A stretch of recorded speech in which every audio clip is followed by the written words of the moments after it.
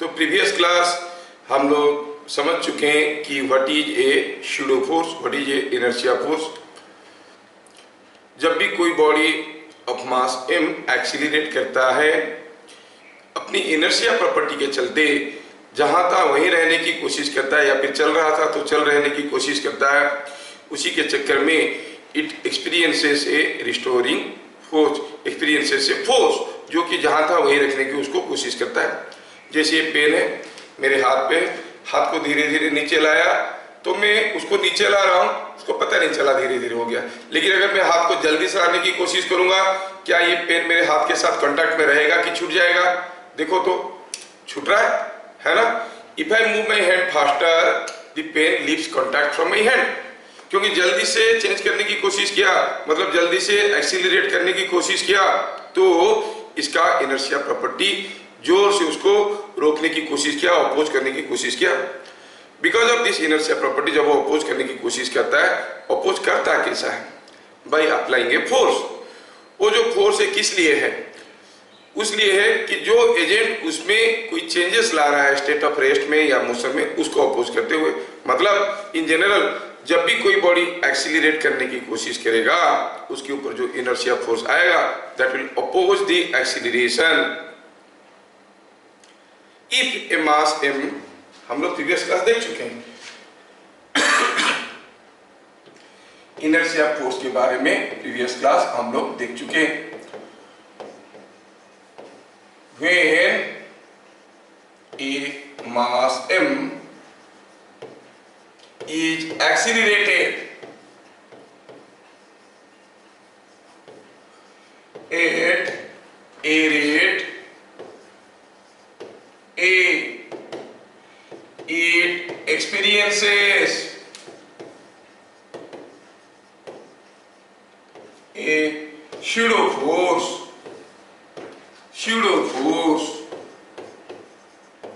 called, it experiences a pseudo force called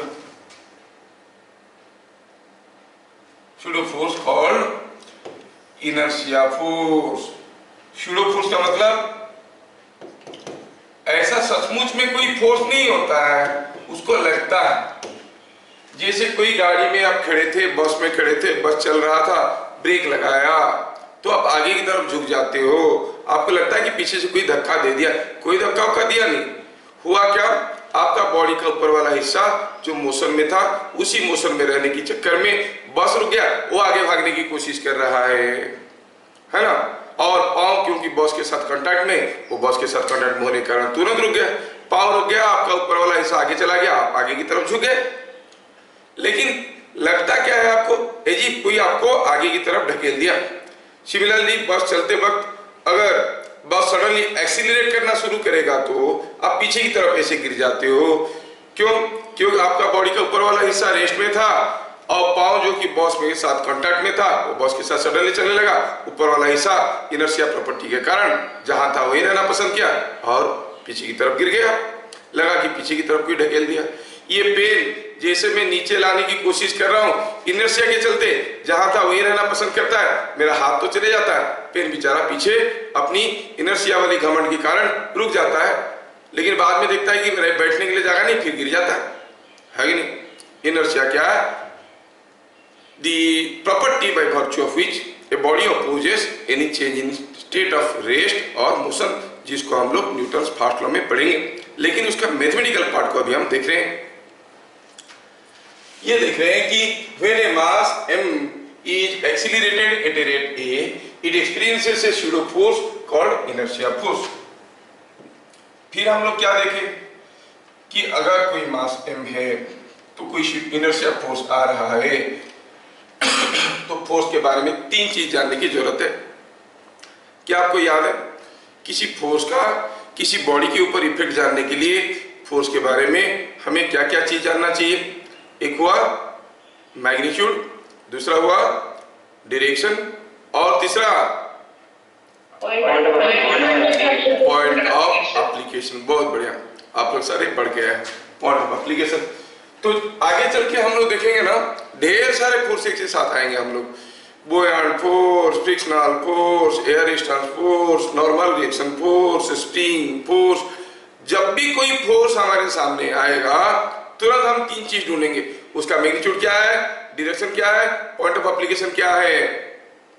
ठीक है, कभी कभार ये तीन चीजों को नहीं जानने के कारण काफी तकलीफ होता है। जैसे मैं कहूं कि यहाँ पे कोई एक ब्लॉक रखा है, अब ये ब्लॉक यहाँ पे रखा है, अब ये ब्लॉक के ऊपर फ्लोर जो है एक रिएक्शन फोर्स दे रहा है, किधर को दे रहा है, अपवर्ड दे रहा है। कितना दे रहा है, जितना इसका वेट। कहां पे दे रहा है, यहां पे दे रहा है, यहां पे दे रहा है, यहां पे दे रहा है, ए में कि बी में, किसी में। पॉइंट ऑफ एप्लीकेशन के बारे में हम लोग ध्यान नहीं देते क्योंकि बच्चों वाली फिजिक्स पढ़ रहे हैं तो मैनेज हो जाता है। लेकिन when you go for higher physics और you suppose you are preparing for higher entrances like IIT and all that, ये पॉइंट ऑफ एप्लीकेशन जानना बहुत जरूरी होगा।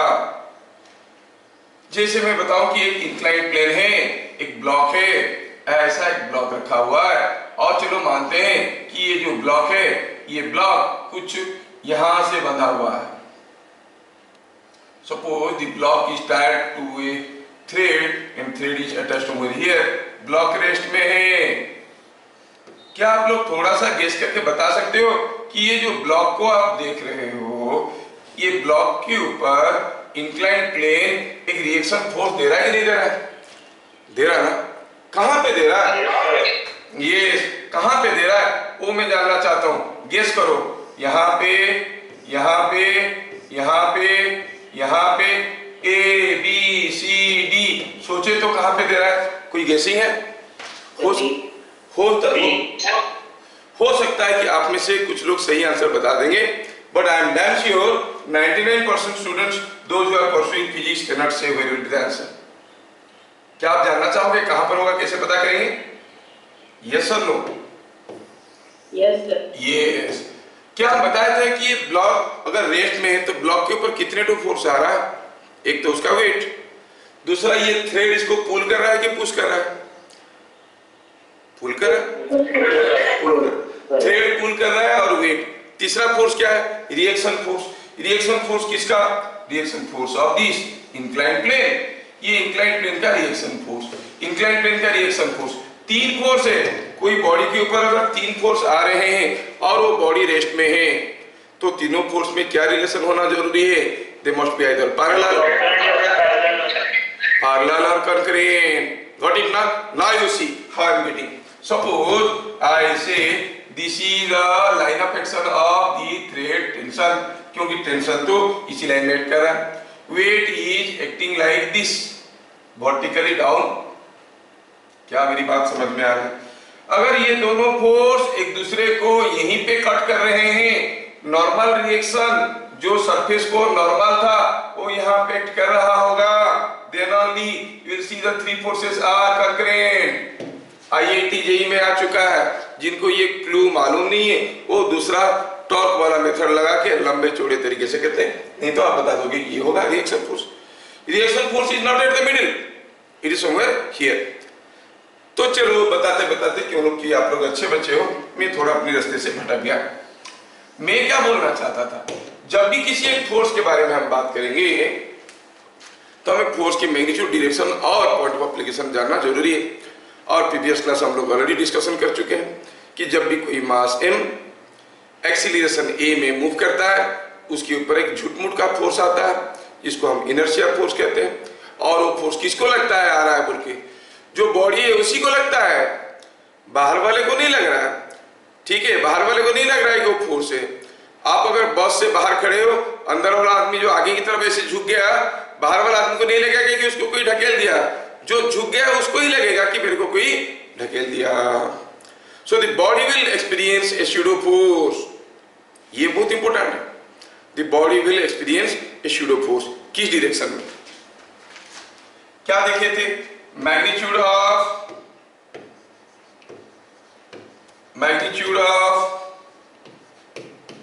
inertia force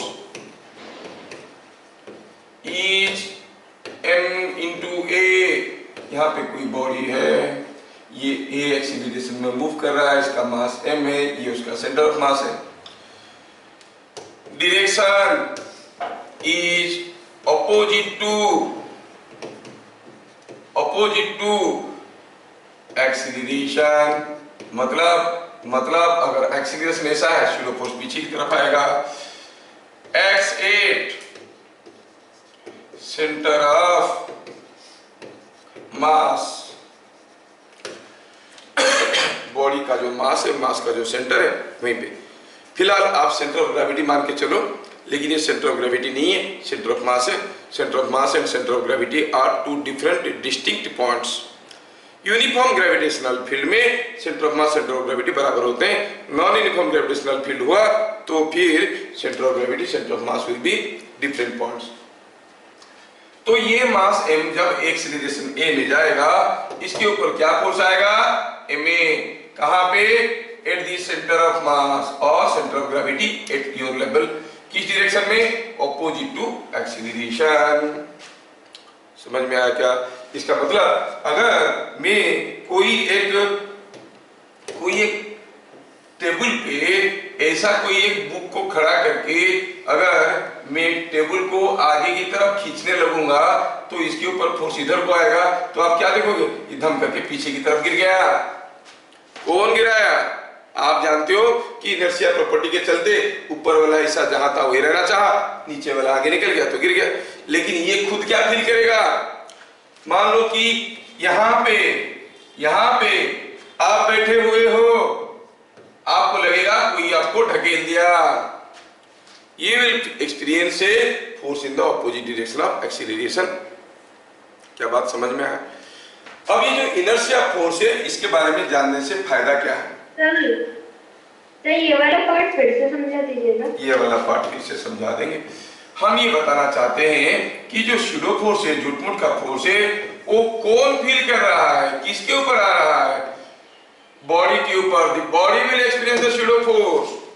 ये कोई एक मान लो कोई एक लॉग रखा है, वुडन लॉग, आप उसके ऊपर बैठे हुए हो, जो डाउट पूछा वो बैठा है। अब ये टेबल को मैं खींचा, इधर ये एक्सीलरेट किया, तो ये पूरा का पूरा सिस्टम इधर को गिर जाएगा। ये जो बैठा है उसको लगेगा कोई मेरे को ढकेल दिया। बाहर वाले को नहीं लगेगा कि इसके ऊपर फोर्स क्या है। एक्सक्यूज मी, अगर कोई बाहर वाले को कहते हैं इसका 3 बॉडी डायग्राम करो, दो फोर्स दिखाएगा। दो फोर्स, कौन सा? Weight and reaction. अगर ये आदमी को बोलेंगे तुम्हारा खुद का 3 बॉडी डायग्राम ड्रॉ करो, बोलेगा वेट एंड रिएक्शन है, और कोई फोर्स मुझे इधर को ढकेल रहा है, वो फोर्स को भी वो फील करेगा। ठीक है? वेल, तो लास्ट क्लास ये चीज मैं आपको नहीं बताया था कि who experiences the pseudo force. आज मैं बता दिया आपको। खैर, उस चीज के ऊपर अभी ज्यादा ध्यान मत दो, क्योंकि थोड़ा सा हायर फंडामेंटल का अंडरस्टैंडिंग है। There will be terms coming, frame of reference, inertia frame of reference, non inertial frame of reference. तो चलो उसके अंदर नहीं घुसते हैं। हम देख लिए कि जब भी कोई बॉडी एक्सीलरेट करता है, उसके ऊपर स्यूडो फोर्स आता है। क्यों आता है? Because of mass. उसका मास नहीं होता तो स्यूडो फोर्स नहीं होता। अच्छा, तो फिर अगर मास है तो स्यूडो फोर्स आएगा। स्यूडो फोर्स को इनर्शिया फोर्स कहते हैं। मैग्नीट्यूड होता है ma होता है मैग्नीट्यूड। डायरेक्शन होता है opposite to acceleration. Remember, opposite to acceleration, I don't say opposite to retardation again. समझ में आ रहा ना? Retardation is negative acceleration. थोड़ा सा रुको और सोचो और बताओ, कोई बॉडी इधर मूव कर रहा था वेलोसिटी v में, उसका वेलोसिटी घट रहा है, मतलब he is accelerating और retarding, वेलोसिटी घट रहा है। Yes, retarding. उसका रिटार्डेशन ऐसे जा रहा था। रिटार्डेशन इज टुवर्ड्स राइट और towards left. Retardation is towards right. अगर retardation is towards right, what is the direction of acceleration? Towards left. तो उसको yes, तो उसके ऊपर pseudo force किधर को आएगा? Towards right और towards left? Towards right. ये समझ में आना जरूरी है। Acceleration का opposite है, not retardation. It is always opposite to the acceleration. ये चीज आपको समझ में आना जरूरी है। खैर, जैसे जैसे हम लोग न्यूमेरिकल करते चलेंगे, आपको ढेर सारे फंडामेंटल मिलेगा। तीसरा इंपॉर्टेंट चीज हुआ कि ये स्यूडो फोर्स पढ़ के हमको फायदा क्या? if the inertia force is taken into account,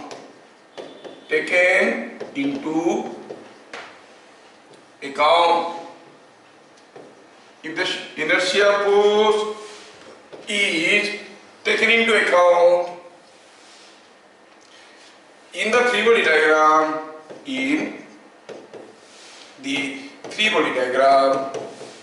in addition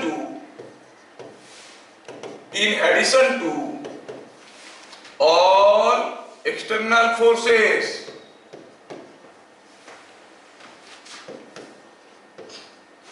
acting on the body, then we can apply all conditions of equilibrium,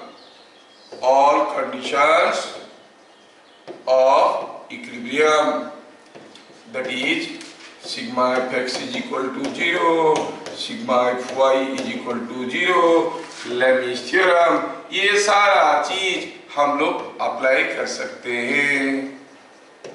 and this state of equilibrium is called dynamic equilibrium. पहले जो हम लोग पढ़ रहे थे क्या था, static equilibrium, body rest में और हम फोर्स निकाल रहे थे, ठीक है। तो ये पहले जैसे कर रहे थे वैसे ही करना है। कोई बॉडी अगर एक्सीलरेटेड मोशन में है, उसके ऊपर क्या क्या फोर्स आ रहे हैं, किस किस डायरेक्शन में आ रहे हैं, कहां कहां पर आने, जानने के लिए we have to go for the free body diagram, normal free body diagram. You have to show all contact and non contact forces and the pseudo force. फिर आप सारा कंडीशंस ऑफ इक्विलिब्रियम लगाओ, जैसे पहले निकालते थे लेमिस थ्योरम लगा के या सिग्मा एफ 0 सिग्मा एफ 0 लगा के आप निकाल सकते हो सारा फोर्स। क्या मेरी बात सबको समझ में आ रहा है? Yes sir. चलिए अब सीधे सीधे यूज में आते हैं। सीधे सीधे यूज करता हूं और आप लोग देखो, मैं ही करता हूं, मैं 2-4 क्वेश्चन खुद कर लेता हूं, फिर आप लोग करोगे। क्वेश्चन नंबर 1, ठीक है, ध्यान से देखो। A thread can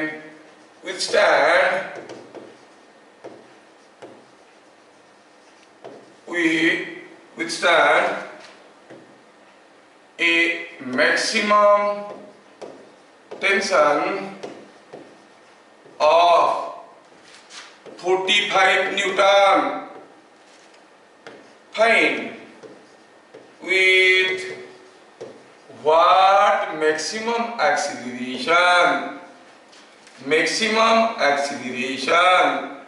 a block of 4 kg can be lifted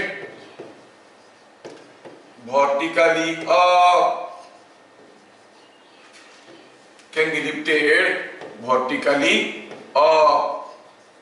आपको लेना है g का value 10 metre per second square. थोड़ा क्वेश्चन को ध्यान से देखिए, बहुत सिंपल क्वेश्चन है। कोई एक ब्लॉक है, ये ब्लॉक को हम जमीन के ऊपर रखें, मास कितना है भाई 4 kg, इसको कोई थ्रेड लगा के खींच के ऊपर उठाने की कोशिश कर रहे हैं। पूछा है कितना मैक्सिमम एक्सीलरेशन से हम इसको उठा सकते हैं, कितना जोर से उठा सकते हैं। मैक्सिमम एक्सीलरेशन का मतलब नॉर्मल लैंग्वेज में क्या कहते हैं, कितना जोर से उठा सकते हैं। अगर इसको बहुत जोर से उठाने की कोशिश करेंगे थ्रेड टूट जाता है, नहीं, धीरे धीरे उठाएंगे तो कभी कभार उठ भी जाता है। दिया कि थ्रेड ये कितना टेंशन संभाल सकता है 45 न्यूटन। मतलब अगर आप इसको धीरे से उठा के 4 kg को झुला के रखोगे, रहेगा कि नहीं रहेगा। 4 kg का वेट होता है 40 न्यूटन और थ्रेड संभाल सकता है 45 न्यूटन तक, तो झूलते हुए रह जाएगा। मतलब कहने का मतलब हुआ ये जो थ्रेड है और ये ब्लॉक है, इसको उठा के इसे रखने से हमें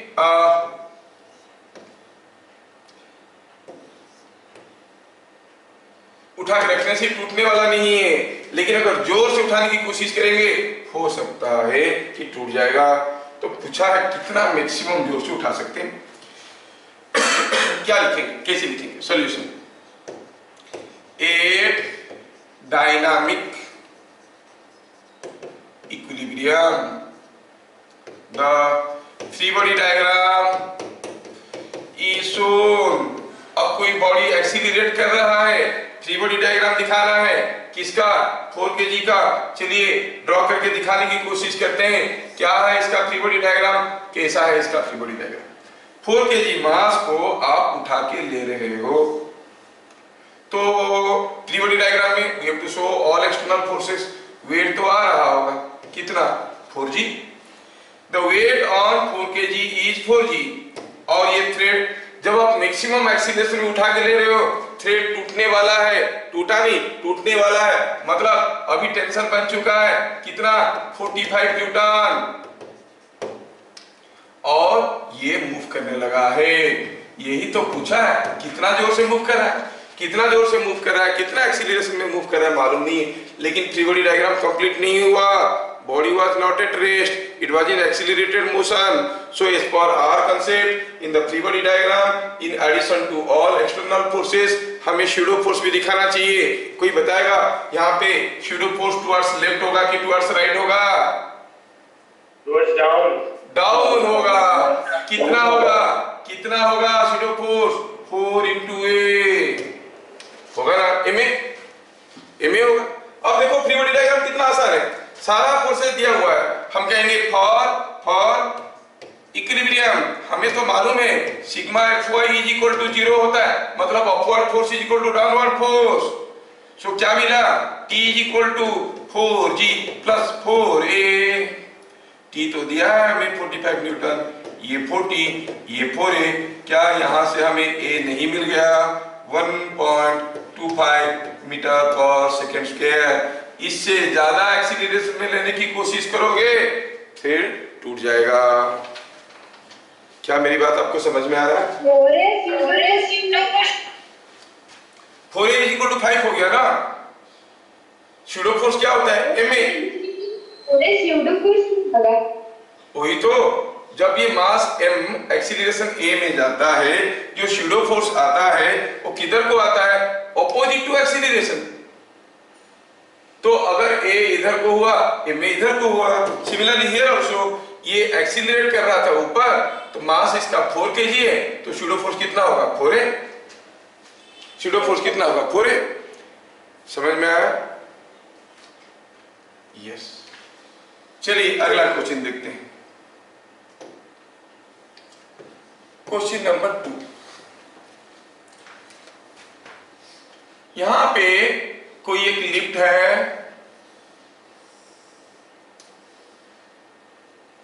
यहां पे लिफ्ट के ऊपर एक वेइंग मशीन रखा है।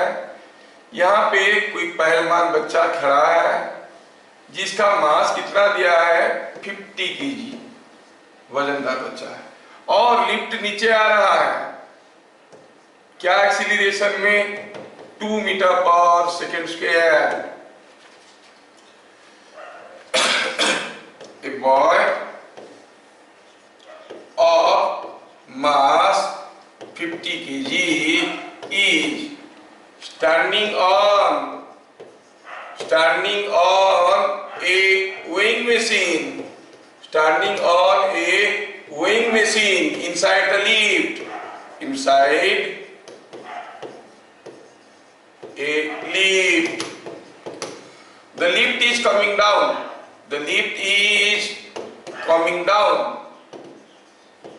With a 2 meter per second square.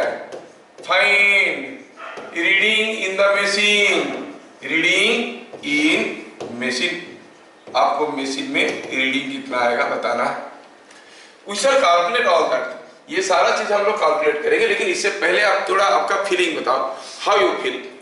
Suppose आपके हाथ में 5 kg का मास रखा है, now you sense some weight, आपके हाथ में कुछ वेट का फीलिंग आ रहा है। अगर हाथ को ऐसे ऊपर उठाओगे तो आपको वेट बढ़ गया जैसे लगेगा, कि हाथ को नीचे लाओगे वेट बढ़ गया जैसे लगेगा, सोचो। यस, वेट बढ़ने का फीलिंग आएगा। यस। अगर मेरे हाथ पे कोई वजनदार बुक रखा है, मैं जितना वजन मुझे फील हो रहा है अभी, अगर मैं हाथ को ऐसे नीचे लाऊंगा, क्या उतना ही वजन फील होगा कि उससे ज्यादा फील होगा कि कम फील होगा? कम होगा। कम होगा। यस, कम हो जाएगा। क्यों हो रहा है? क्योंकि जब मैं बुक को नीचे लाने की कोशिश कर रहा हूं, उसके ऊपर सीडो फोर्स इसको ऊपर उठाने की कोशिश कर रहा है, हल्का लग रहा है कि नहीं? अब जान लो, अगर ये हो आप, सपोज यू आर हियर, ध्यान है, बड़ा इंपॉर्टेंट है, आपकी सर पे 50 केजी का वजन रख के अगर मैं आपको छत से गिरा देता हूं, व्हेन यू आर फॉलिंग, क्या आप उसका वेट को सेंस कर पाओगे? No sir. नो, बिकॉज क्योंकि अगर जब आप गिर रहे हो कितने में, जी एक्सीलरेशन में फ्रीली फॉल कर रहे हो, तब अगर इस बॉडी का फ्री बॉडी डायग्राम करेंगे तो आपकी सर के चलते उसके ऊपर एक रिएक्शन फोर्स आ रहा है, उसका वेट आ रहा है, और क्योंकि नीचे गिर रहा है उसके ऊपर एक शैडो फोर्स भी तो आ रहा है, और ये तो जी के बराबर है। तो ये is equal to this plus this, अगर ऐसे करेंगे तो ये दोनों तो कैंसिल कर गए, आज कितना हुआ? 0। आपकी सर पे कोई फोर्स नहीं आएगा। हाँ, बात ये होगा कि जब तक गिर रहे हो आप मजे में हो। जैसे जमीन पे गिरे, पता चला कि सर चिपका गया और आप अंदर घुस गए, अभी you will sense the weight, है कि नहीं?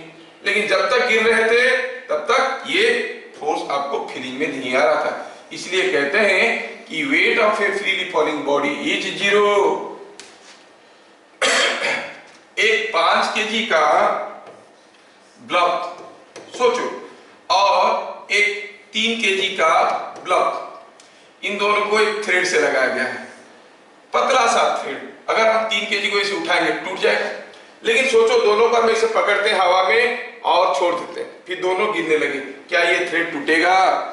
During the fall time will it break? No, क्योंकि दोनों वेटलेस हो गए, नहीं टूटेगा। दोनों को अगर एक साथ ऐसे छोड़ देंगे, दोनों गिरने लगेंगे, you'll see both of them are feeling weightless, ये नहीं टूटेगा। समझ में आ रहा है? खैर, हम लोग वो सारे पॉइंट में जाएंगे। पूछा है find the reading in the machine. चलो पहले समझते हैं कि what it means by reading in the weighing machine.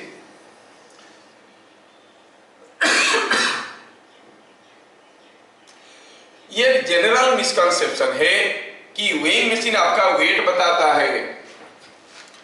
आपका वेट तो है m/g, वेइंग मशीन आपका वेट नहीं बताता है। आप अगर किसी वेइंग मशीन के ऊपर खड़े हुए हो तो रीडिंग क्या दे रहा है? आपका वेट, ठीक है। सपोज एक डंडा लेके आप छत को पुश करोगे तो रीडिंग वही रहेगा क्या? रीडिंग तो बढ़ जाएगा, बट आपका वेट तो m/g है। That means weighing machine is not giving your reading and not giving your weight. वो क्या दे रहा है? आप कितने जोर से आप कितने जोर से उस मशीन को प्रेस कर रहे हो। जोर से प्रेस करोगे ज्यादा रीडिंग दिखाएगा, धीरे से प्रेस करोगे कम रीडिंग दिखाएगा, है कि नहीं? सो ध्यान रहे, सबसे इंपॉर्टेंट चीज ये है कि reading in the weighing machine का मतलब होता है रिएक्शन फोर्स और बाय दी मशीन। ये आपको समझ में आना जरूरी है। पूछा है बताओ क्या होगा reading in the weighing machine when the lift is going down. तो करना क्या है? हमें इस आदमी का फ्री बॉडी डायग्राम करना है और देखना है कि रिएक्शन फोर्स कितना आ रहा है। ये हो गया रीडिंग। आदमी का वेट कितना है? 50g। Weight of the man is 50 into g। और ये गिर रहा है कितने एक्सीलरेशन में? लिफ्ट के अंदर बैठा है ना, तो 2 मीटर पर सेकंड स्क्वायर में। तो उसके ऊपर एक शैडो फोर्स आ रहा होगा। वो शैडो फोर्स कैसे आ रहा होगा? That shadow force must be coming in the forward. Yes, कितना आएगा? m into a। m कितना है? 50। Yes 50 into 2। Now in the free body diagram, in addition to all external forces, we have shown the pseudo force. Wow! Now we can apply all conditions of equilibrium. तो क्या लिखेंगे? 8 dynamic equilibrium. आप कहोगे sigma Fy is equal to 0। मतलब upward force is equal to downward force. Upward force है 50 into 2, downward force है 50 into जी। Upward force खाली 50 into 2 थोड़ी है, और भी तो है। क्या है? ये भी है और आर भी है। Yes yes yes yes, this plus R is equal to 50 into G. मिल गया? क्या मिल गया? The reading is coming out to be, it is 500 50 into G minus 100 is equal to 400 Newton. So the reading in the machine is 400 Newton. 40 kg Newton में देंगे तो 400 Newton कहेंगे। क्या आपको समझ में आ रहा है? Yes sir. ये मतलब ज्यादा वजन का था, हल्का लग रहा था। ध्यान रहे, कभी आप कोई बहुत बड़ा सा अपार्टमेंट में जाओगे जो कि मान लो कि जैसे अमेरिका वगैरह में होता है 100 फ्लोर तक होता है, चाइना में भी है कुछ ऐसे बड़े बड़े टावर में, लिफ्ट के अंदर भी एप्पल बेचते हैं लोग। अगर कोई एप्पल बेच रहा है, आपको एप्पल खरीद के खाना है, एप्पल कब खरीदना है? जब लिफ्ट ऊपर जा रहा था कि नीचे आ रहा था? नीचे आ रहा था। आप 50 केजी खरीदोगे और दिखाएगा मशीन में उसका कितना 40 केजी, बेचारा कम पैसे में निपट जाएगा, है कि नहीं? और अगर बेवकूफी करके ऊपर जाते वक्त खरीदोगे तो 50 केजी का खरीदोगे, वजन दिखाएगा 60 केजी का, नुकसान में रहोगे। तो फिजिक्स को हर जगह अप्लाई करने की कोशिश करना, ठीक है? क्या ये बात आपको समझ में आ रहा है? सर वहां पे लिफ्ट एक्सीलरेशन में भी कांस्टेंट वेलोसिटी में जाता है? नहीं बेटा, ऐसा नहीं होता है। होता ये है कि लिफ्ट जो चल रहा है ना, एक फ्लोर से दूसरे फ्लोर में जाके रुकता है। अगर एक फ्लोर में रुका, फिर वहां से चला, फिर दूसरे फ्लोर में रुका, how must be the acceleration? It must be accelerating, क्योंकि 0 से 0 में जा रहा है तो एक्सीलरेट तो करेगा ही, है ना? तो एक्सीलरेट करता है, डिपेंड करता है कि आपको कायदे से देखना है। अगर लिफ्ट वाला रुका है कहीं, अब चलने वाला है, उसको बोलो रुको रुको रुको, अभी मत दो। जैसे लिफ्ट चलना शुरू किया तुरंत बोलो क्या रीडिंग हुआ, इतना हुआ, निकालो निकालो निकालो, है कि नहीं? तो फिर दिमाग अपना लगाओ, सारा चोरी की बुद्धि मेरे से लोगे क्या है? अच्छा चलिए अगला क्वेश्चन। क्या ये क्वेश्चन सबको बढ़िया से समझ में आया? Yes sir. चलिए चलिए ठीक, अगला ये क्वेश्चन आपको करना है। मैं वेट करूंगा आंसर पाने के लिए आपसे। यहां पर सिमिलर क्वेश्चन है। ये कोई वही मशीन है, ये कोई आदमी है, कितना वजन का है? 40 केजी का है, और लिफ्ट अभी चल रहा है, चल रहा है। In figure shown find reading in machine, reading in machine if lift is bit number 1 going up with 1 meter per second with acceleration 1 meter per second square, going down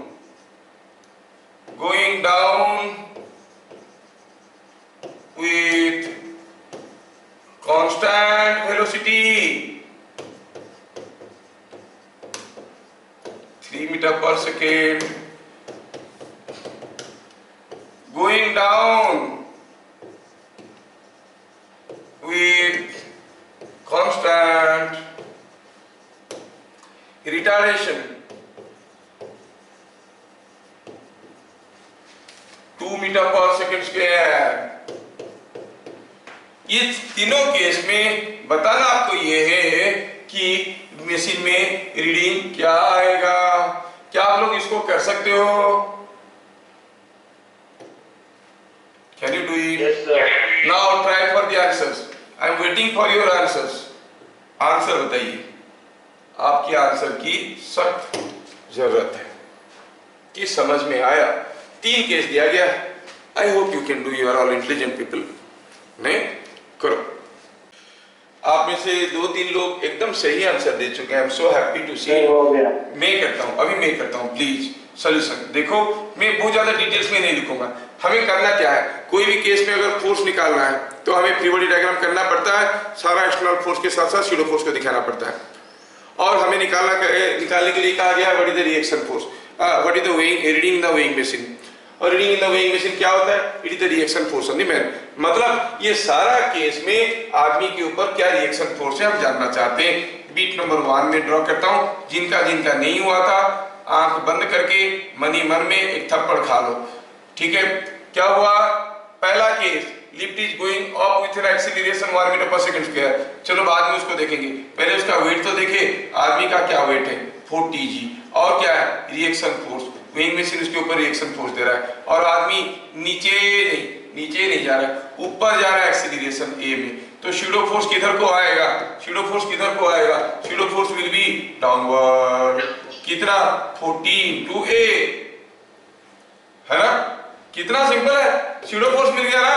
अब क्या कहोगे, आपका आर चाहिए था, ये इक्विलिब्रियम हम pseudo force दिखा चुके हैं, तो हम कहेंगे upward force is equal to downward force. Upward force है आर और डाउनवर्ड है 40g प्लस 40a। ए कितना है, a इज 1, ए की जगह 1 डालो तो ये हो गया 40 plus 400, it is 440 Newton.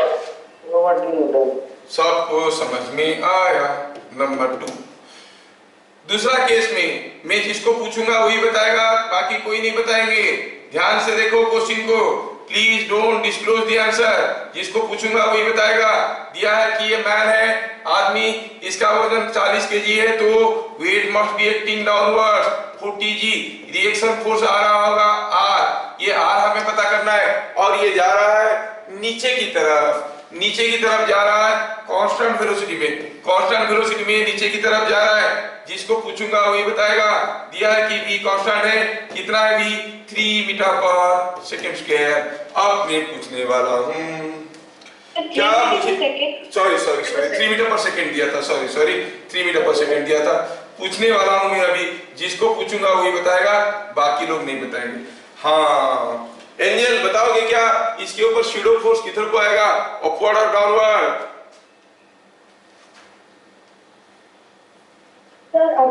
Sir upward. मनीष्मिता बताओगे क्या, शूडो फोर्स किधर को आएगा, अपवर्ड और डाउनवर्ड? अपवर्ड। कोई दूसरा को पूछते हैं, और किसको पूछते हैं? हाँ Shreyansh, pseudo force will be upward और downward? No pseudo force. It is moving with constant velocity. When something is moving with constant velocity, what is the acceleration? 0. अगर 0 acceleration तो pseudo force कहाँ से आएगा?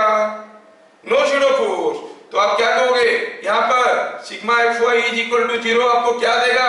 Reading is equal to 400, क्योंकि g का value 10 है। क्या बात सबको समझ में आया? ये जो लोग गलत बोले मनी मन थप्पड़ खाओ, ये आदत रखो, गलत बोलो थप्पड़ खाओ, मनी मन खाओ, ठीक है? और पता चलेगा कि आज मैं कितना थप्पड़ खाया। क्या ये चीज समझ में आया सबको? Now let us go for the third bit. Third bit में देखते हैं, थर्ड बिट में क्या दिया है? थर्ड बिट में दिया है कि यही आदमी है, वेइंग मशीन के ऊपर अब भी वो खड़ा है, लेकिन अब लिफ्ट कुछ दूसरा चल रहा है। ये है वेइंग मशीन और आदमी खड़ा है, और उसका वेट नीचे की तरफ है। कितना है? 40g।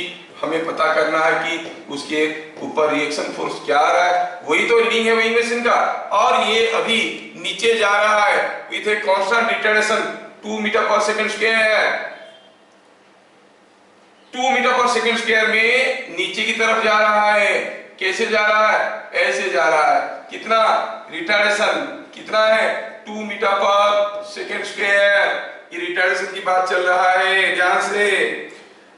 क्या अभी मुझे फिर से आप लोग बता पाओगे कि इसका शूडो फोर्स किधर को होगा?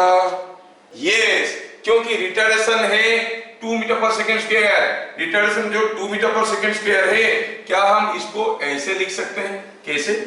Acceleration is -2। रिटार्डेशन इज 2 मतलब acceleration is -2। Acceleration downward is -2।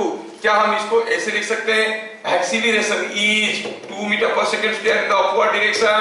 Yes, लिख सकते हैं। अगर एक्सीलरेशन ऊपर की तरफ हुआ तो फिर शैडो फोर्स किधर को होगा? हमें मालूम है कि शैडो फोर्स नीचे की तरफ होगा। कितना होगा?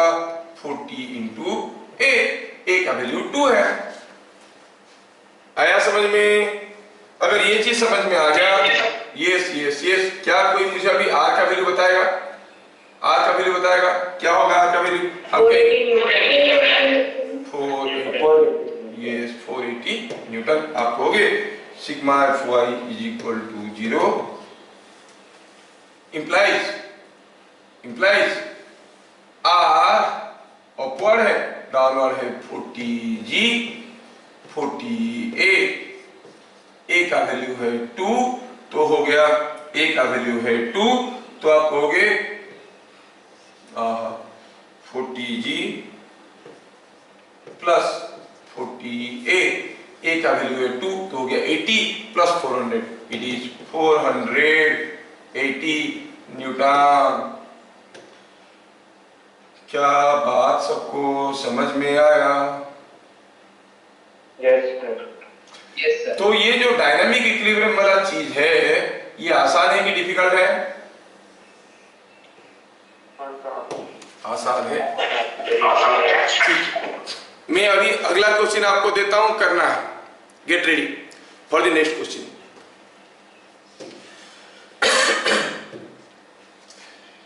A man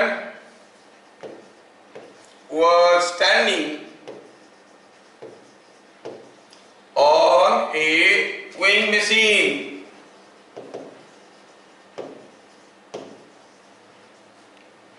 Weighing machine inside a lift.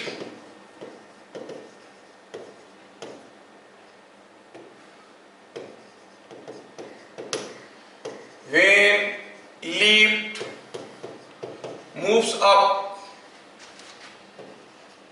with some acceleration, the reading was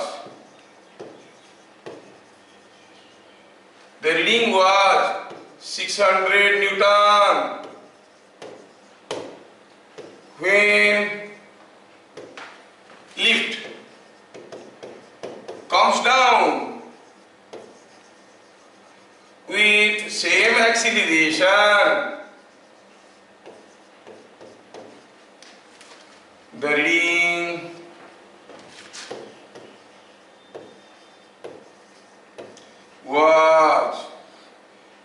was 400 Newton. What is actual weight? Actual weight of man. Can I say? Wait. बोलो, क्या बता सकते हो कि एक्चुअल वेट क्या होगा? Yes, tell the answer now. बहुत बढ़िया। See how nicely people are saying. इसीलिए तो सॉल्यूशन देखते हैं, जितना अच्छा बताओगे उतने अच्छे क्वेश्चंस करवाएंगे। जब लिफ्ट ऊपर जा रहा था या फिर नीचे आ रहा था, शैडो फोर्स, उसका वेट था mg, रिएक्शन था r, शैडो फोर्स था ऊपर की तरफ, और हमें मिला r का वैल्यू कितना है? जब वो नीचे आ रहा था रीडिंग था 400। इसका मतलब हुआ r इज इक्वल टू और r plus ma upward force, r and ma both are upward force is equal to mg, मतलब mg minus ma is equal to r था 400 न्यूटन। Quality equation number 1। जब वो आदमी नीचे ऊपर जा रहा था, ऊपर की तरफ जा रहा था, वेट था नीचे, उसका शैडो फोर्स था नीचे और रिएक्शन फोर्स था ऊपर, मतलब R was equal to mg plus ma। हम ऐसे भी लिख सकते हैं mg कहां से मिला? ये sigma F Y equal to 0, क्योंकि सारा एक्सटर्नल फोर्स के साथ साथ हम स्यूडो फोर्स को दिखा चुके हैं। यही तो इंटरेस्टिंग पार्ट है इनर्शिया फोर्स का। फ्री बॉडी डायग्राम में सारा एक्सटर्नल फोर्स के साथ साथ अगर हम स्यूडो फोर्स को दिखा देते हैं, we can apply the conditions of equilibrium. अब देखो तो डाउनवर्ड फोर्स क्या है भैया? mg plus ma that is equal to r। r कितना दिया है? 600 न्यूटन। ये है इक्वेशन नंबर 2, है नहीं? क्या इन दोनों को सॉल्व करके हम mg निकाल सकते हैं? यस। कितना सिंपल है, 1 प्लस 2, इक्वेशन 1 प्लस 2 क्या दे रहा है? 10 प्लस 10 करो तो 2mg, ma को तो खा गया, 2mg इक्वल टू 1000 और the weight, actual weight is 500 newton. बहुत बढ़िया, मस्त बताते हो आप लोग। दिया ये है कि यहां पर कोई एक ब्लॉक रखा है, चलो ब्लॉक बढ़िया से बनाते हैं। अच्छा वाला ब्लॉक है, ये एक ब्लॉक रखा है और उसके बगल में एक दूसरा ब्लॉक भी रखा है। These are two blocks kept close to each other in contact with। अब क्या हुआ कि ये जो ब्लॉक है ये 2 kg का है और ये जो ब्लॉक है 3 kg का है। ये पहला वाला ब्लॉक को अगर मैं कोई फोर्स लगाता हूं, कितना से 20 न्यूटन, तो ऑब्वियसली मैं पहले को ढकेल दूंगा तो पहला वाला दूसरे को ढकेल देगा और चलने लगे। क्वेश्चन क्या है? In figure show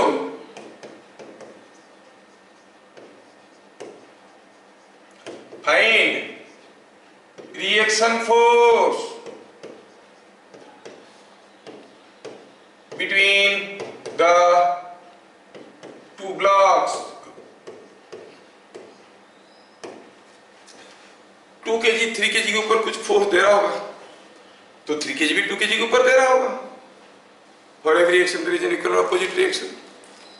Now the thing is कितना, इन दोनों के बीच में क्या फोर्स इंटरेक्शन हो रहा है?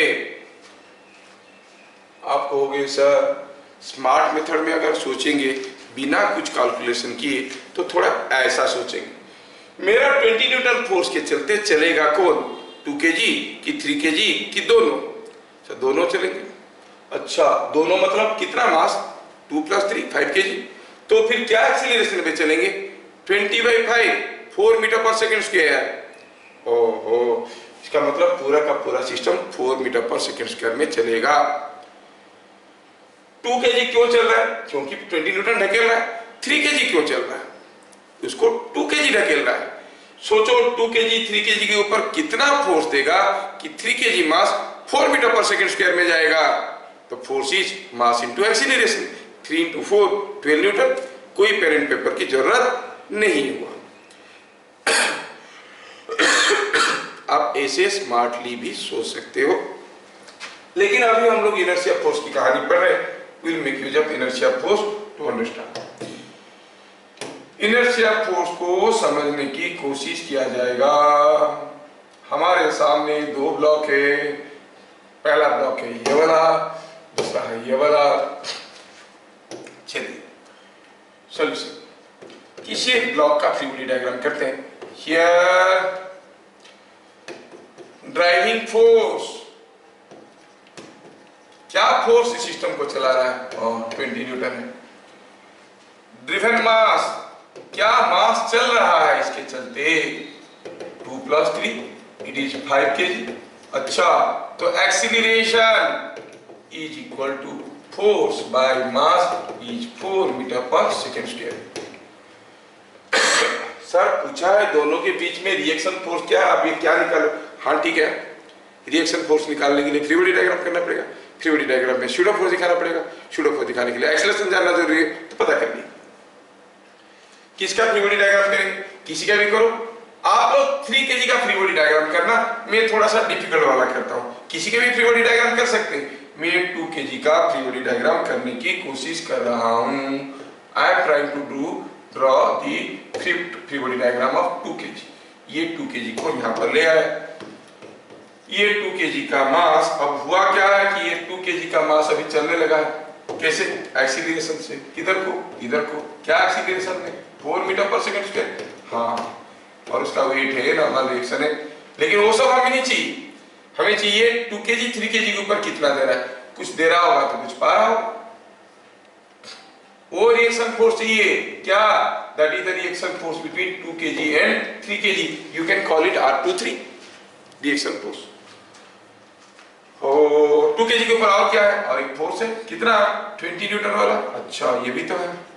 और क्या है? और कुछ नहीं, 2 ठो कांटेक्ट फोर्स, इधर भी एक फील्ड फोर्स है, कांटेक्ट फोर्स, 4 फोर्स। लेकिन ये एक्सीलरेटेड मोशन में है, हमें दिखाना पड़ेगा शूडो फोर्स। इसके ऊपर जो शूडो फोर्स आने वाला है, किसके ऊपर? ऑन दिस 2 kg, वो किधर को आने वाला है? In which direction? Towards left और टुवर्ड्स राइट? लेफ्ट। कितना? m इंटू ए। m कितना है? 2 kg, a है 4। यस यस यस, बढ़िया है। हमें समझ में आ गया कि in the free body diagram of 2 kg I have shown all external force and the pseudo force. I can apply the conditions of equilibrium. क्या निकालना है मुझे? R23 में कौन सा इक्वेशन के बारे में बात करूं? Sigma fx is equal to 0 और sigma fy is equal to 0। Sigma fx is equal to 0 बन गई काम। Sigma fx is equal to 0 मतलब लेफ्ट को फोर्स राइट को फोर्स बराबर है R23 plus 2a is equal to 20। a का वैल्यू तो 4 था, a का वैल्यू तो 4 था, ये हो गया 8। तो reaction force between 2 and 3 is 8 minus कर दो 12 न्यूटन का। सर आपको पता कैसे चला कि 2 kg का फ्री बॉडी डायग्राम लेना चाहिए? आप 3 kg का ले लो, you'll get the same answer। किसी के भी फ्री बॉडी डायग्राम ले सकते हो। Yes, sir. Yes, and you'll get the same answer। अब इसको लेके बड़ा इंटेलिजेंट क्वेश्चन मैं आपको पूछने वाला हूं, ठीक है? चलिए, अगला क्वेश्चन आपके लिए है, सोच के बताना है।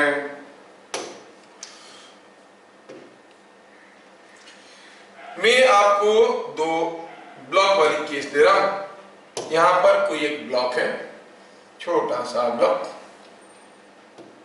उसके सामने है थोड़ा सा बड़ा सा block. These are the 2 blocks, ठीक है? और ये दोनों ब्लॉक के बीच में हुआ क्या है कि बैठा है एक कीड़ा, ठीक है? ये कीड़ा है, ये कीड़ा जो है दोनों ब्लॉक के बीच में बैठा हुआ था, ठीक है? ये कीड़ा जो है दोनों के बीच में बैठा हुआ था, यहां पे बैठा हुआ था।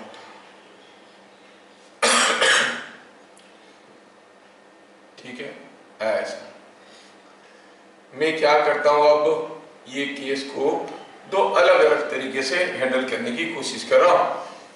ये हुआ केस जिसमें ये दिया है 2 kg, ये दिया है 3 kg और ये दोनों फ्लोर पे रखे हुए हैं। I want to change the case, I want to repeat the case. ये हो गया दूसरा केस, ये हो गया पहला केस। अच्छा, now you see case A and case B. दोनों केस को थोड़ा ध्यान से देखिएगा, दोनों केस को थोड़ा ध्यान से देखिएगा। आपको कुछ इंपॉर्टेंट चीजें पूछना है। I want to ask some important question to you, you must be able to fill it. Yes, चलो इसको कहते हैं केस ए और इसको कहते हैं केस बी। पहला केस में मैं 2 kg के ऊपर फोर्स लगाया 20 न्यूटन। दूसरे केस में मैं 3 kg के ऊपर फोर्स लगाया 20 न्यूटन। ये समझ लो अंतर क्या है। अंतर बहुत है भाई, आप जब करोगे तब पता चलेगा। ठीक है, पूछा गया है कि पहला केस में अगर हम फोर्स लगाते हैं 2 kg के ऊपर, दूसरे केस में फोर्स लगाते हैं 3 kg के ऊपर, कौन सा केस में कीड़ा को ज्यादा दर्द होगा? क्वेश्चन क्या है? इन विच केस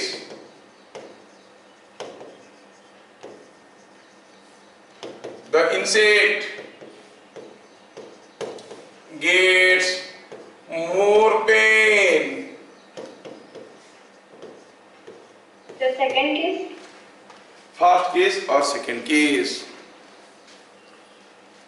अब दिमाग पर जोर लगाओ, अपने आप को कीड़ा की जगह रखो और सोचो कौन सा केस में आपको ज्यादा दर्द होगा। सोच लो, आप यहाँ पर कोई दुबला पतला 20 केजी वाली दोस्त आपका खड़ा है, यहाँ पर कोई भारी भरकम 70 केजी वाला दोस्त खड़ा है। चलो सोचते हैं, पहले फील करोगे तो हो जाएगा, फिर निकाल लेंगे हम लोग। यहाँ पे आप खड़े हो, कोई अगर इसको ढकेलते हुए आपको ले जाएगा ज्यादा दर्द होगा कि इसको ढकेलते हुए ले जाएगा तो आपको ज्यादा दर्द होगा? सोचो सोचो सोचो सोचो। अच्छा, कौन सा केस में एक्सीलरेशन ज्यादा है? सेम है। सेम, एक्सीलरेशन सेम है। कितना है? 4 मीटर पर सेकंड स्क्वायर। अब इन दोनों के बीच में जो फोर्स है वो कीड़े पे आ रहा है। 3 केजी 2 केजी 3 केजी के ऊपर क्या फोर्स दे रहा है कि 3 केजी भाग रहा है कितने में? 4 मीटर पर सेकंड स्क्वायर में। तो 2 केजी 3 केजी के ऊपर कितना फोर्स देगा? 3 केजी मास के ऊपर कितना फोर्स दोगे कि वो 4 मीटर पर सेकंड स्क्वायर में जाएगा? कितना? 12 न्यूटन। 3 into 4। कोई मास m के ऊपर कितना फोर्स दोगे कि a एक्सीलरेशन में जाएगा? m में 3 केजी चल रहा है, इस केस में ये चल रहा है कितने में? दोनों ही केस में you know they are all moving with same acceleration. In the first case में this is moving with 4 metre per second square here, in the second case this is moving with 4 metre per second square. 2 KG 3 KG के ऊपर कितना force दे रहा है case a में? 12 Newton. दूसरे case में 3 KG 2 KG को ढकेलते हुए ले रहा है, कितने एक्सीलरेशन में? सेम। तो 3 केजी 2 केजी के ऊपर कितना फोर्स दे रहा होगा? 8 न्यूटन। तो पहला केस में दोनों के बीच में रिएक्शन फोर्स था 12 न्यूटन, दूसरे केस में दोनों के बीच में रिएक्शन फोर्स है 8 न्यूटन। कीड़ा को दर्द कौन सा केस में होगा? यस, समझ में आया? तो आप कहेंगे आंसर क्या हो गया? आंसर हो गया in case a force between blocks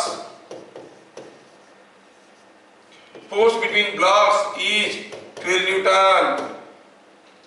In case B, force between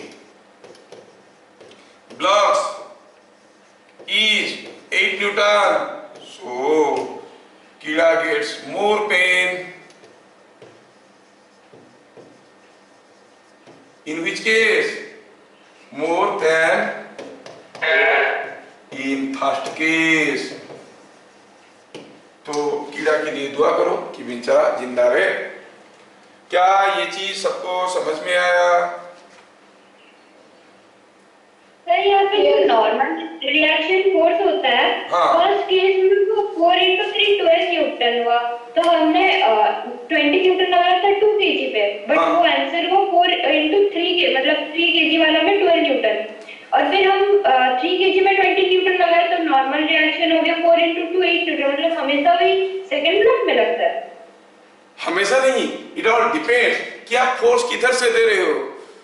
सोचो मैं कोई आप एक दुबले पतले बच्चे हो, आपके सामने कोई भारी भरकम चीज रख के आपको ढकेल के दिया जाएगा तो ज्यादा दर्द होगा कि अगर मैं भारी भरकम आदमी को ढकेलूंगा तो आपको ज्यादा दर्द होगा? कौन सा केस में ज्यादा दर्द होगा? आपको पुश करके टेबल को हटाने से ज्यादा दर्द होगा कि टेबल को पुश करके आपको हटाने से आपको ज्यादा दर्द होगा? टेबल को। क्या टेबल को? अरे क्या टेबल को? समझने की कोशिश करो मेरे भाई, फील करो थोड़ा इसको। हर चीज फीलिंग के ऊपर आता है। ये कोई एक बड़ा सा ब्लॉक रखा है, आप बेचारे यहाँ पर बगल में खड़े थे, कोई आया आपको ढकेलते हुए ये बड़ा वाला आपको ढकेल रहा है, उस केस में आपको ज्यादा दर्द होगा कि कोई दूसरा आया बोलेगा ठीक है मैं इसको ढकेल के इसको ढकेल रहा हूँ? कौन सा केस में will get more pen, in the first case और सेकंड केस? हाँ, because in that case your force will be pushing this, you have to apply a greater force. That is what I am telling. When he is pushing this 3 kg, क्या करने के लिए? 2 kg को move करवाने के लिए। तो 2 kg के ऊपर कम फोर्स आ रहा है। फील करो चीजों को। आपको कैसे 1 न्यूटन हुआ ये कैलकुलेशन तो करना आता है, जैसे इसमें किए है कि नहीं? ये वाला केस में अभी थोड़ी देर पहले हम लोग किए ना, 12 न्यूटन आया। वैसे ही दूसरे केस में भी हम कर सकते हैं, निकालेंगे तो 8 न्यूटन निकलेगा। समझ में आया क्या? Yes sir. और अगर पूरा मैथमेटिक्स को भूल ही जाओ, भूल जाओ सारा मैथमेटिक्स, फिर सोचो तो आप कहोगे जो इनर्शिया प्रॉपर्टी है that is because of mass. जब हम इसको ढकेलने की कोशिश किए, इसका मास कम होने के कारण जल्दी ढकेला गया और 3 kg उसको रोका। तो मैं जो 20 न्यूटन फोर्स दिया उसका थोड़ा सा हिस्सा को 2 kg अपोज किया, क्योंकि मास कम था, इनर्शिया कम था। जबकि जब 3 kg को ढकेले इसका मास ज्यादा था, ये जोर से मेरा फोर्स को अपोज किया, थोड़ा सा बच गया जो इसके ऊपर आया, है ना? फील करने की कोशिश करो, फील करने की कोशिश करो, हर चीज इक्वेशन में मत जाओ। जैसे मैं आपको एक दूसरा क्वेश्चन देता हूं, वो काफी बार डिफरेंट एंट्रेंसेस में आया है, and I am happy to see that you are doing it. Here is a block. चलो मानते हैं ये ब्लॉक का मास है कैपिटल M। इसको मैं क्या कर रहा हूं, I am trying to pull it by a rope. मैं किसी एक रोप से इसको पुल करने की कोशिश कर रहा हूं, ठीक है? किसी एक रोप से इसको पुल करने की कोशिश कर रहा हूं। दिया क्या है? दिया ये है कि ये जो ब्लॉक है किसी एक स्मूथ सरफेस पे रखा है और यहां पे रखा है। अब जब इसे खींचेंगे तो ऑब्वियसली सारा चीज मूव करने लगेगा, ठीक है?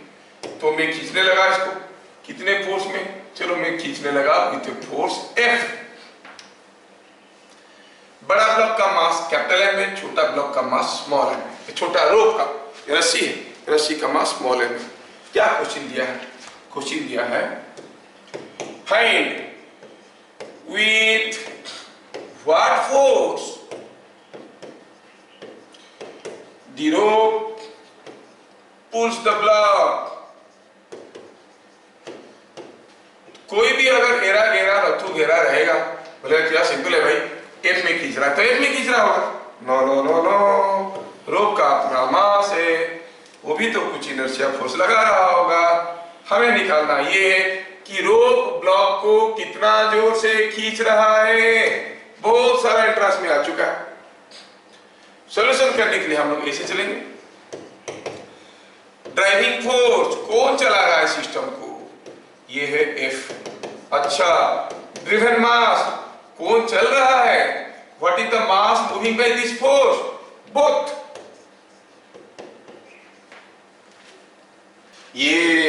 ये बात हो गया ने।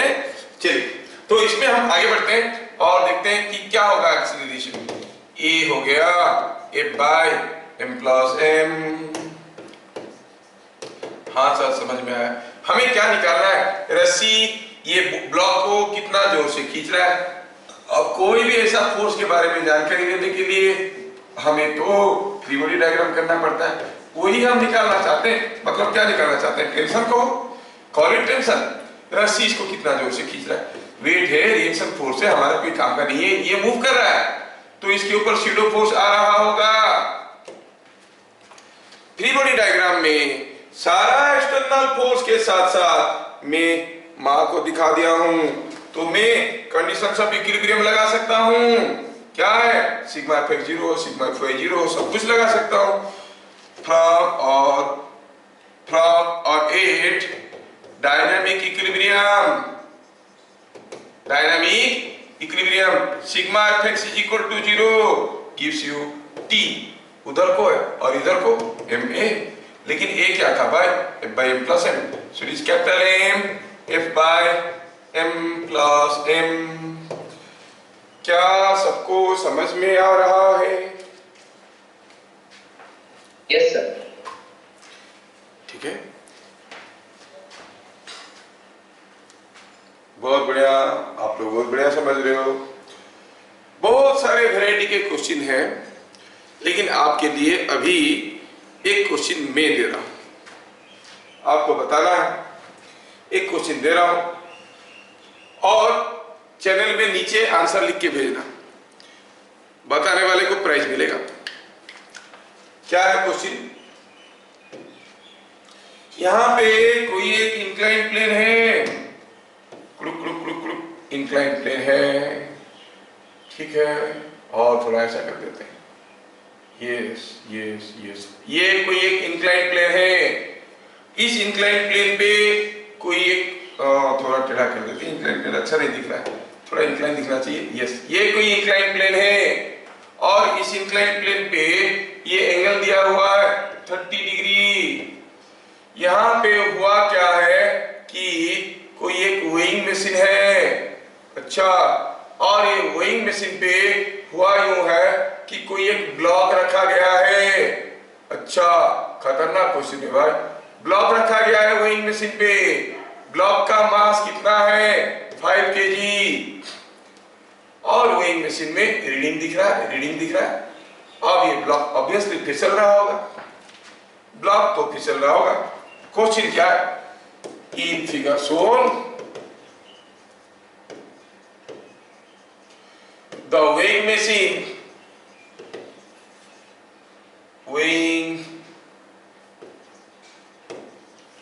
machine carrying a block of 5 kg is fizzling down the smooth plane.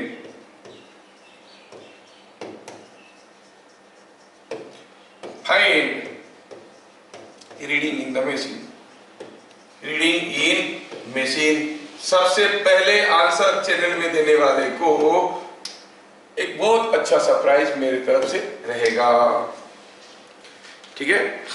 देखते हैं, आप पहले आंसर, हाँ, वीडियो अपलोड करने के बाद ही देंगे, अभी नहीं देंगे ना, आज दे देंगे अपलोड करके शाम को, फिर अपलोड देख लेना। हाँ, तो मैं ये बोल रहा था कि ये जो टॉपिक हम लोग अभी पढ़ रहे हैं ना, इसमें बहुत सारा वैरायटी के क्वेश्चन है और हमें 2 क्लास लग जाएगा, 2 या 3 क्लास लग जाएगा खाली इसके क्वेश्चंस कवर करने के लिए। So let us meet again next class, तब तक के लिए जय हिंद। Thank you sir.